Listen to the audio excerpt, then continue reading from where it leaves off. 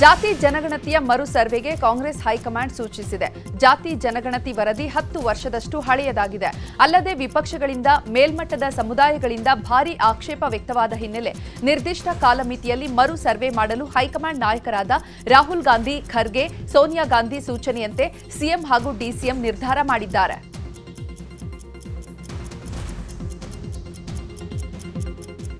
ವರದಿ ನಮ್ಮ ಜಾತಿ ಗಣತಿ ಬಗ್ಗೆ ಏನು ವರದಿ ಕೊಟ್ಟಿದ್ದಾರೆ, ಇನ್ ಪ್ರಿನ್ಸಿಪಲ್ ಅದು ಅಕ್ಸೆಪ್ಟ್ ಮಾಡ್ತಾರೆ.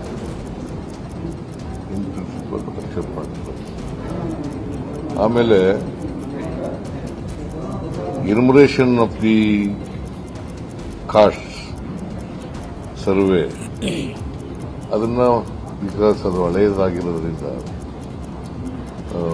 2015-16 10 ವರ್ಷ ಆಗ್ಬಿಟ್ಟಿದೆ, 9-10 ವರ್ಷಗಳು. ಅದಕ್ಕೋಸ್ಕರ ಎನ್ಯುಮರೇಷನ್ ಆಗಬೇಕು ಮತ್ತೆ ಹೊಸದಾಗಿ ಅಂತಕ್ಕಂಥದ್ದು ಅವರ ಅಭಿಪ್ರಾಯ. ಅದಕ್ಕೆ ನಾವು ಕೂಡ ಒಪ್ಕೊಂಡಿದ್ದೀವಿ.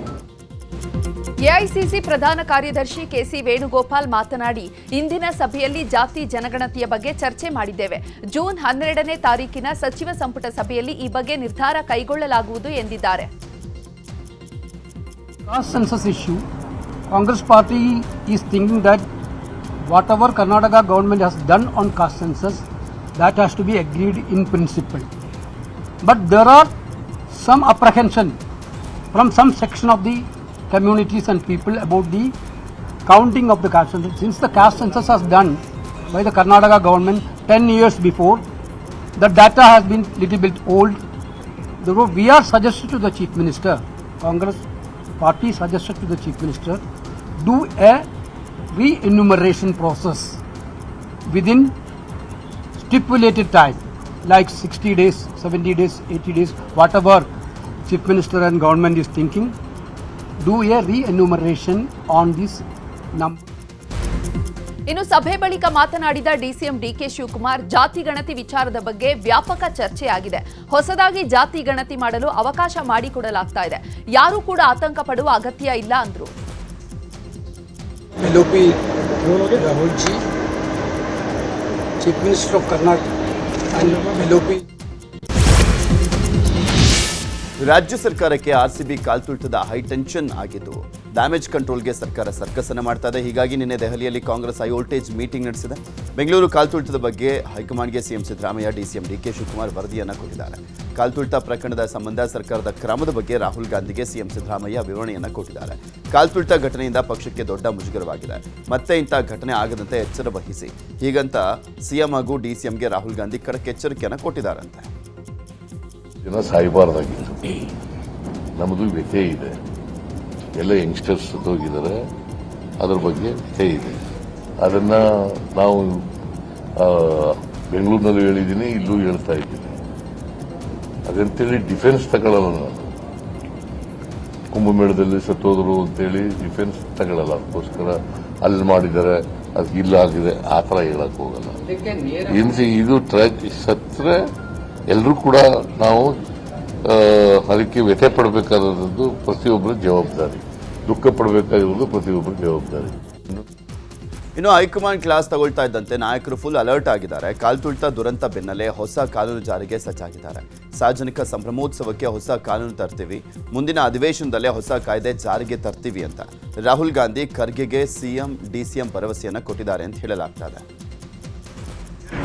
No, General Secretary has spoken already. Everything is one voice, one party. Sir, on reshuffle or PCC change, any discussion took place on that? Nothing is on cards. ದಿನದಿಂದ ದಿನಕ್ಕೆ ಚಿನ್ನಸ್ವಾಮಿ ಸ್ಟೇಡಿಯಂ ಬಳಿ ನಡೆದ ಕಾಲ್ತುಳಿತದ ದುರಂತದ ಕಿಡಿ ಹೆಚ್ಚಾಗ್ತಾ ಇದೆ. ಪ್ರಕರಣಕ್ಕೆ ಸಂಬಂಧಪಟ್ಟಂತೆ ಸಿಐಡಿ ಅಧಿಕಾರಿಗಳು ತನಿಖೆಯನ್ನು ಚುರುಕುಗೊಳಿಸಿದ್ದಾರೆ. ಈವರೆಗೆ 21 ಗೇಟ್ಗಳಲ್ಲಿನ 42 ಸಿಸಿಟಿವಿ ಹಾಗೂ ಡಿವಿಆರ್ಗಳನ್ನು ವಶಕ್ಕೆ ಪಡೆದಿದ್ದಾರೆ. ಈಗ ಸ್ಟೇಡಿಯಂ ಹೊರಗಡೆ ಅಷ್ಟೇ ಅಲ್ಲದೆ ಒಳಗಡೆಯ ಸಿಸಿಟಿವಿ ಪರಿಶೀಲನೆಗೂ ನಿರ್ಧಾರವನ್ನು ಮಾಡಲಾಗಿದೆ. ನಿಖಿಲ್ ಸೋಸ್ಲೆ ಅರ್ಜಿ ವಿಚಾರಣೆಯನ್ನ ಇವತ್ತಿಗೆ ಮುಂದೂಡಿಕೆ ಮಾಡಲಾಗಿದೆ. ಅರ್ಜಿದಾರರ ಪರ ವಕೀಲ ಸಂದೇಶ್ ಚೌಟ ವಾದವನ್ನು ಮಂಡಿಸಿದ್ದು 4 ಆರೋಪಿಗಳ ಬಂಧನ ಕಾನೂನು ಬಾಹಿರ ಅಂತ ಚೌಟ ವಾದವನ್ನು ಮಂಡಿಸಿದ್ರು.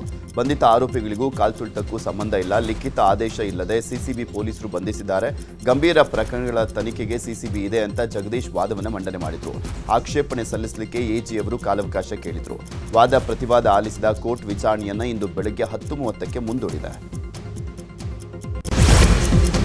ಚಿನ್ನಸ್ವಾಮಿ ಸ್ಟೇಡಿಯಂನಲ್ಲಿ ಕಾಲ್ತುಳಿತ ದುರಂತದ ಸಂಬಂಧ ನಿನ್ನೆ ಹೈಕೋರ್ಟ್ನಲ್ಲಿ ವಿಚಾರಣೆ ನಡೆಯಿತು. ವಿಚಾರಣೆ ನಡೆಸಿದ ಹೈಕೋರ್ಟ್ ವರದಿ ಸಲ್ಲಿಕೆಗೆ 2 ದಿನ ಮಾತ್ರ ಕಾಲಾವಕಾಶವನ್ನು ನೀಡುತ್ತೇವೆ, ಅದಕ್ಕಿಂತ ಹೆಚ್ಚಿನ ಸಮಯ ನೀಡಲು ಸಾಧ್ಯವಿಲ್ಲ.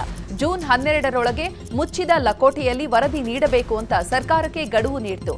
ಬಳಿಕ ವಿಚಾರಣೆಯನ್ನ ಜೂನ್ 12ರ ಮಧ್ಯಾಹ್ನ 2:30ಕ್ಕೆ ಮುಂದೂಡಿದೆ.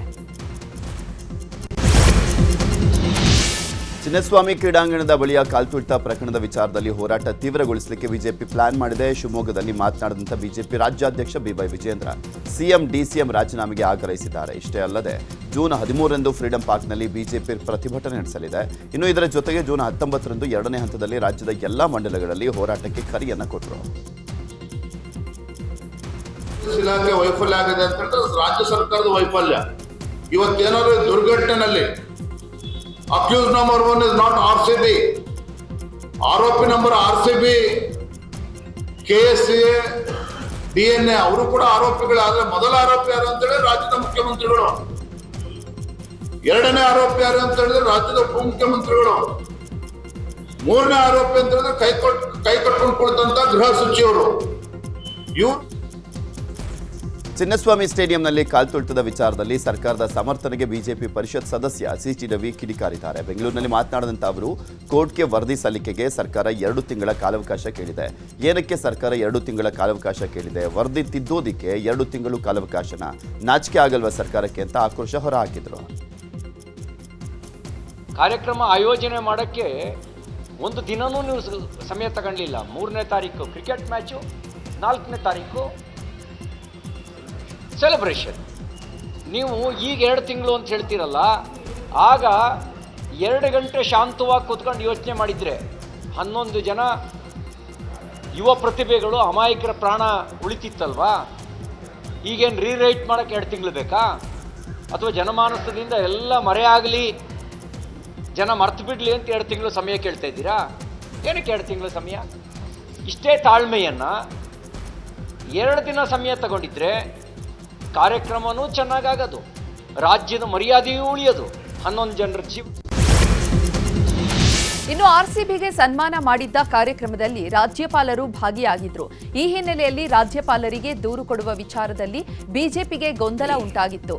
ಈ ಕುರಿತಂತೆ ಪ್ರತಿಕ್ರಿಯೆ ನೀಡಿದ ವಿಪಕ್ಷ ನಾಯಕ ಆರ್ ಅಶೋಕ್, ಕಾರ್ಯಕ್ರಮದಲ್ಲಿ ರಾಜ್ಯಪಾಲರು ಇದ್ರು, 11 ಜನ ಕ್ರಿಕೆಟ್ ಆಟಗಾರರು ಇದ್ರು. ಸರ್ಕಾರ ಆಹ್ವಾನ ಕೊಟ್ಟಿದ್ದಕ್ಕೆ ರಾಜ್ಯಪಾಲರು ಹೋಗಿದ್ದಾರೆ. ರಾಜ್ಯಪಾಲರಿಗೆ ಕೊಡಬೇಕಾದ ಗೌರವವನ್ನ ಕೊಟ್ಟಿಲ್ಲ, ಪ್ಲೇಯರ್ಸ್ಗೆ ಕೊಡಬೇಕಾದ ಗೌರವ ಸಹ ಕೊಟ್ಟಿಲ್ಲ. ಸರ್ಕಾರಿ ಕಾರ್ಯಕ್ರಮ ಆಗಿರಲಿಲ್ಲ, ಖಾಸಗಿ ಕಾರ್ಯಕ್ರಮದ ರೀತಿಯಲ್ಲಿ ಇತ್ತು. ರಾಜ್ಯಾಧ್ಯಕ್ಷರು ಬಂದ ಮೇಲೆ ದೂರು ಕೊಟ್ಟೇ ಕೊಡ್ತೀವಿ ಅಂತ ಅಂದ್ರು. ತಟ್ಟುಕೊಂಡು ನಾವು ತಪ್ಪು ಏನು ಗೊತ್ತಿಲ್ಲ ಅನ್ನೋ ತರ ನಾಟಕವನ್ನು ಆಡಿ ಕಾರ್ಯಕ್ರಮವನ್ನು ಮಾಡಿ ಈ 11 ಜನ ಅಮಾಯಕ ವಿದ್ಯಾರ್ಥಿಗಳ ಬಲಿಗೆ ನೀವು ಕಾರಣಕರ್ತರಾಗಿದ್ದೀರ ಅಂತ ನೇರ ಆಪಾದನೆಯನ್ನು ನಾವು ಮಾಡ್ತಾ ಇದ್ದೀರಿ. ಯಾಕಂದ್ರೆ ಇದರಿಂದ ಅವರಿಗೆ ಕಾಂಗ್ರೆಸ್ ಪಾರ್ಟಿಗೆ ಬಹಳ ಕೆಟ್ಟ ಹೆಸರು ಬಂದ್ಬಿಟ್ಟಿದೆ. ಇಡೀ ರಾಜ್ಯದಲ್ಲಿ ಇವರು ಸರ್ಕಾರ ನಡೆಸೋಕೆ ಯೋಗ್ಯತೆ ಇಲ್ಲ. 2 ಲಕ್ಷ ಜನನ ಕಂಟ್ರೋಲ್ ಮಾಡೋಕ್ಕಾಗಲ್ಲ ಅಂದ್ರೆ ಇನ್ನ 7 ಕೋಟಿ ಜನ ಇವ್ರು ಕಂಟ್ರೋಲ್ ಮಾಡ್ತಾರ. ರಾಜ್ಯದಲ್ಲಿ ಕಾನೂನು ಸುವ್ಯವಸ್ಥೆ ಕೆಟ್ಟೋಗ್ಬಿಟ್ಟಿದೆ. ಕಾಂಗ್ರೆಸ್ಸಿನ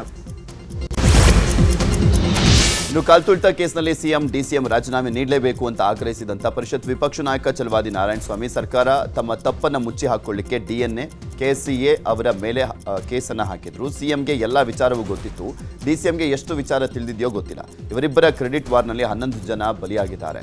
ಗವರ್ನರ್ ಇದ್ದಂಥ ವೇದಿಕೆಯಲ್ಲಿ ಪ್ರೋಟೋಕಾಲ್ ಫಾಲೋ ಮಾಡಿಲ್ಲ ಅಂತ ಹೇಳಿದ್ರು. ನಮ್ಮ ಫೇಲೂರನ್ನ ಮುಚ್ಚಿಕೊಳ್ಳಲಿಕ್ಕಾಗಿ DNA ಅಂತಕ್ಕಂಥ ಸಂಸ್ಥೆ, RCB ಮತ್ತು KSCA ಪದಾಧಿಕಾರಿಗಳ ಮೇಲೆ ಇವರು ಆರೋಪವನ್ನ ಹೊರಿಸ್ತಾ ಇದ್ದಾರೆ. ಮೊದಲನೇ ದಿನ ಯಾರದೂ ತಪ್ಪಿಲ್ಲ ಅಂತ ಮುಖ್ಯಮಂತ್ರಿಗಳು ಹೇಳಿದ್ರು. ಪೊಲೀಸ್ನವರದು ಅಬ್ಸಲ್ಯೂಟ್ಲಿ ನೋ ಪ್ರಾಬ್ಲಮ್ ಅಂದ್ರು. DK ಶಿವಕುಮಾರ್ ಅವರು ಹೇಳಿದ್ರು. ಈ 11 ಜನ ತೀರ್ಕೊಂಡು ಇಡೀ ರಾಜ್ಯದಲ್ಲಿ ಕಾಂಗ್ರೆಸ್ ಸರ್ಕಾರ ಮತ್ತು ಡಿಕೆ ಶಿವಕುಮಾರ್ ಹಾಗೂ ಸಿದ್ದರಾಮಯ್ಯನವರ ವಿರುದ್ಧವಾಗಿ ಇಡಿಶಾಪ ಹಾಕಲಿಕ್ಕೆ ಪ್ರಾರಂಭ ಮಾಡಿದಾಗ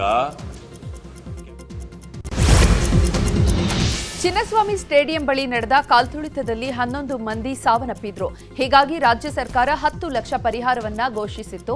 ನಂತರ 25 ಲಕ್ಷಕ್ಕೆ ಹೆಚ್ಚಿಸಲಾಯಿತು. ಅಲ್ಲದೆ ಅಧಿಕಾರಿಗಳ ತಲೆದಂಡವೂ ಆಯಿತು. ಈಗ ಇದು ಕೆಲವರ ಆಕ್ರೋಶಕ್ಕೆ ಕಾರಣವಾಗಿದೆ. ಚಾಮರಾಜನಗರದಲ್ಲಿ ಆಕ್ಸಿಜನ್ ದುರಂತದಲ್ಲಿ 36 ಜನ ಮೃತಪಟ್ಟರೂ ಒಬ್ಬರ ಮೇಲೂ ಕ್ರಮ ಇಲ್ಲ.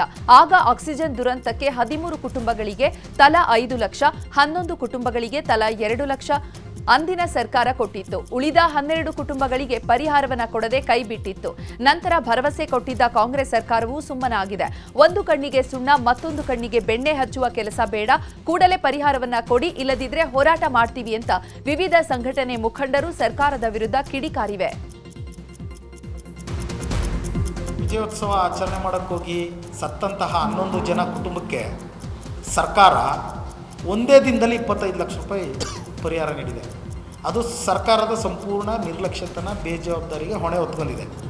ಆದರೆ ಚಾಮರಾಜನಗರದಲ್ಲಿ 4 ವರ್ಷ ಆಗಿದೆ ಆಕ್ಸಿಜನ್ ದುರಂತ ಆಗಿ. ಬೆಂಗಳೂರವ್ರಿಗೊಂದು ರೀತಿ ಪರಿಹಾರ, ಚಾಮರಾಜನಗರದವ್ರಿಗೊಂದು ರೀತಿ ಪರಿಹಾರ ಕೊಡ್ತಕ್ಕಂಥದ್ದು. ಅಂದರೆ ಅಲ್ಲಿ ಸತ್ತವ್ರ ಜೀವ ಮಾತ್ರ ಜೀವ. ಇಲ್ಲಿ ಚಾಮರಾಜನಗರ ಡಿಸ್ಟಿಕಲ್ಲಿ ಆಕ್ಸಿಜನ್ ದುರಂತದಲ್ಲಾಗಿದ್ದು ಜೀವ ಅವ್ರು ಕಳ್ಕೊಂಡಿದ್ದಾರೆ. ಹಾಗಾದ್ರೆ ಅದು ಜೀವ ಅಲ್ವಾ? ಅವರು ಸತ್ತವ್ರದ್ದು ಜೀವ ಅಲ್ವಾ? ಅಂದರೆ ನಾವು ಕಷ್ಟಪಡ್ತಿರೋದು ಅವ್ರಿಗೆ ಕಾಣಿಸ್ತಾ ಇಲ್ಲ. ಅಲ್ಲಿ ಕಾಲು ತುಳಿತದಲ್ಲಿ ಅಲ್ಲೇ ಇದ್ದು ಅವ್ರ ಕೈಯಾರೆ ಮಾಡಿರೋದಕ್ಕೆ 25 ಲಕ್ಷ ಪರಿಹಾರ. ಇವತ್ತಿನವರೆಗೂ 4 ವರ್ಷ ಆಗ್ತಿದೆ. ಅದರಲ್ಲೂ ತಾರತಮ್ಯ ಮಾಡಿ ಒಬ್ರಿಗೆ 2 ಲಕ್ಷ, ಒಬ್ರಿಗೆ 1 ಲಕ್ಷ, 5 ಲಕ್ಷ ಆ ಥರ ಮಾಡಿದ್ದಾರೆ 37 ಜನ ಕುಟುಂಬದಲ್ಲೂ. ನಾವು ಬಂದರೆ ನಾವು